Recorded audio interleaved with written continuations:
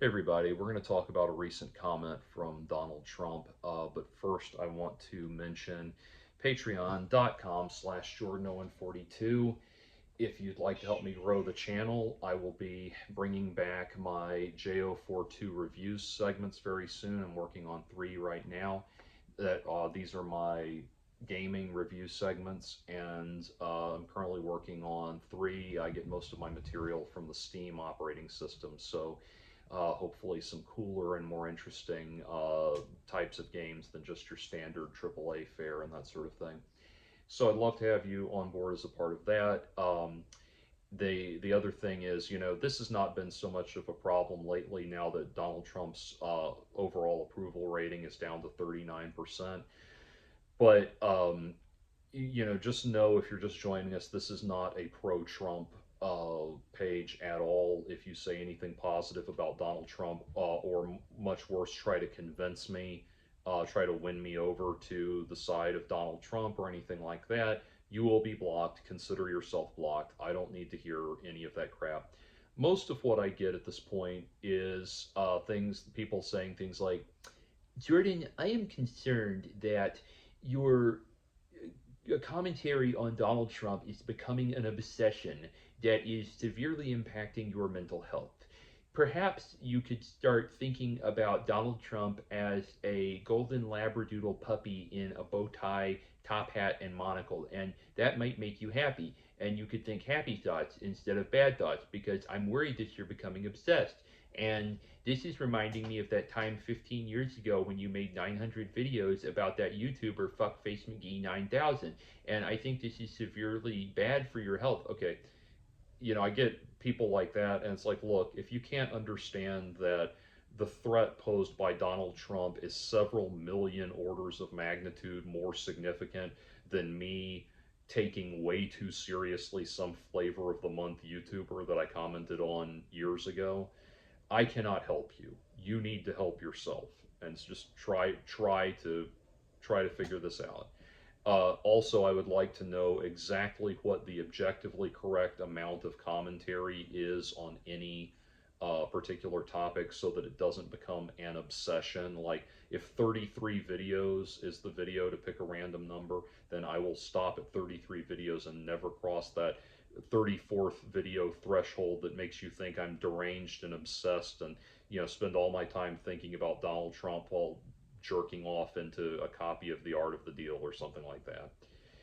Anyway, so Donald Trump made this very telling statement when he said, in response to his wildly unpopular economic policies, that American children are just going to have to get used to only getting 2 dolls for Christmas instead of 30. And I thought that was so interesting because it really points out the economic dimension of horseshoe theory.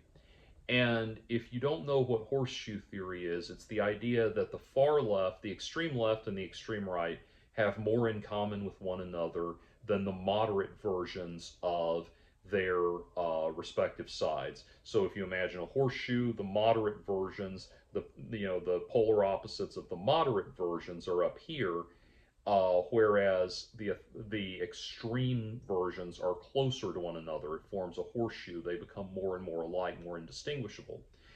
And this is certainly true with regards to their authoritarian leanings. Both sides, whichever way they're going, left or right, eventually just evolve into authoritarian regimes with jackbooted thugs storming up and down the street, patrolling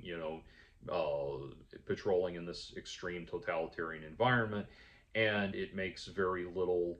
If you are an oppressed person in such a person being oppressed in such a society, it makes very little difference whether it is happening under the auspices of Chairman Mao or um, Kim Jong Un or Joseph Stalin or uh, Benito Mussolini or Franco or Adolf Hitler. It all starts to look about the same at the end of the day. And that is very obviously true in terms of the authoritarian leanings of that, but the economic aspect of it also needs to be considered. And what Trump is showing us is that when you enact these extreme economic controls, and what he is doing, and this is not getting said enough, what he is doing is so far the polar opposite of a hands-off, laissez-faire capitalist free market that he has way more in common, way more in common at this point with the extremes, economic extremes on the other side. And the problem when I say this, people who are perhaps naive defenders of the economic extremes on the other side usually look towards the fact that on the other side, these economic controls were at first enacted with some humanitarian agenda to try to justify the horrible extremes that they went to.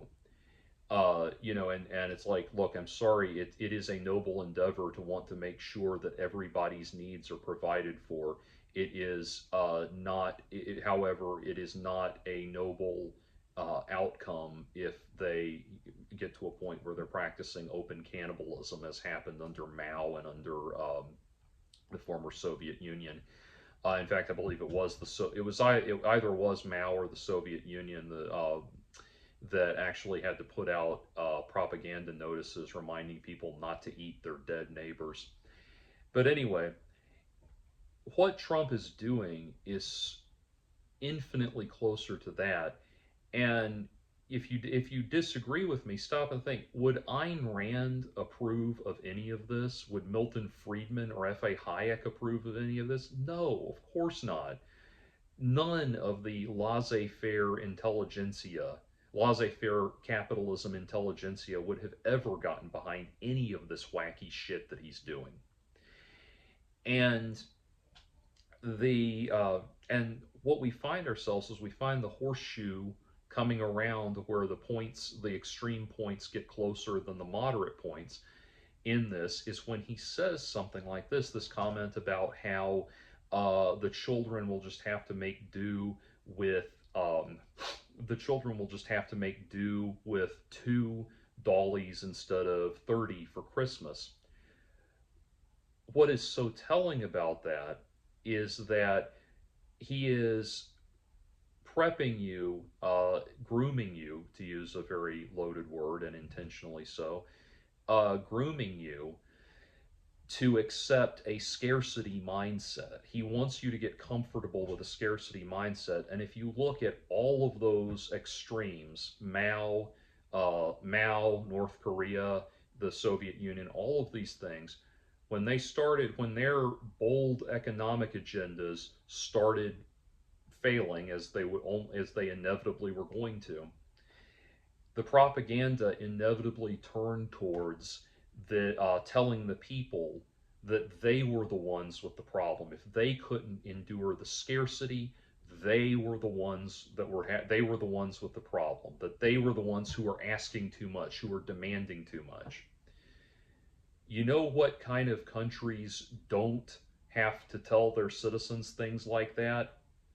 Big fuck off first world countries that are rich beyond anyone's wildest dreams, like this country used to be. So, amazingly, these are the people we have convinced at every single turn.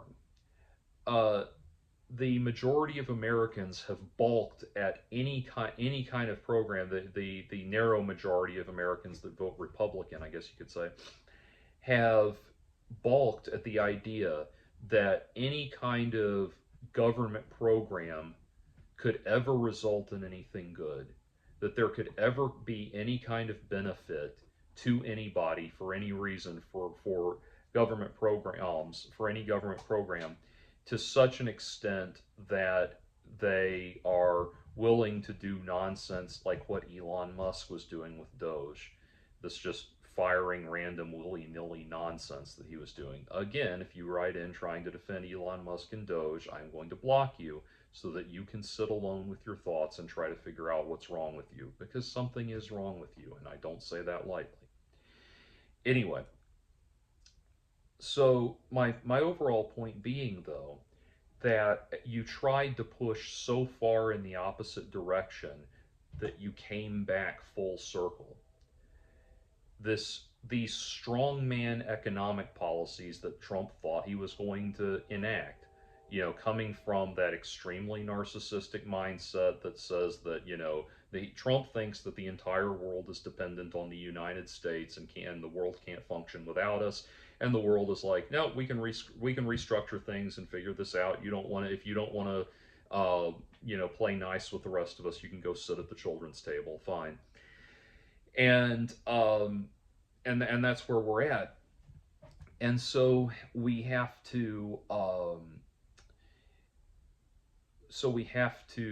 accept, we have to embrace the reality now that Donald Trump is pushing us in exactly the direction that the Republicans swore up and down they were going to protect us from.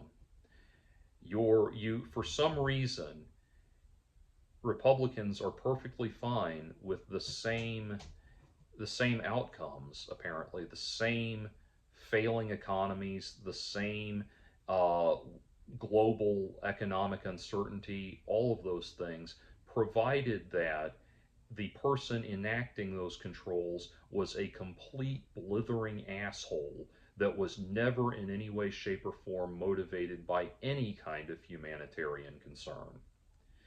As long as it's that, they're perfectly fine for us to endure hardship on par with the outer extremes of communism, of that which was experienced by communism and socialism. And so that is where we're going. And it's just worth pointing out that a horseshoe theory curves around together on an economic level, in addition to an authoritarian, personal freedom level. And of course, the more libertarian voices out there would argue that economic and personal freedom are inextricably linked. And so that is where we are, and that is where we find ourselves. And that statement is certainly a bellwether of what's to come. He is going to start pushing more and more of this. That it's the Americans, that we're the ones who are asking too much of him as things get tighter and tighter. Right now, if the Republicans have any good sense at all, they will impeach Donald Trump. We will get, that will give us 4 years of J.D. Vance, but that's okay, because J.D. Vance is a sniveling, pathetic little beta cuck of a miserable, worthless human being. He is a complete pushover, and he will just go right along with whatever he is told and make and cause and not get in anybody's way. It will be 4 years of a very lame duck presidency, and then we can vote in AOC.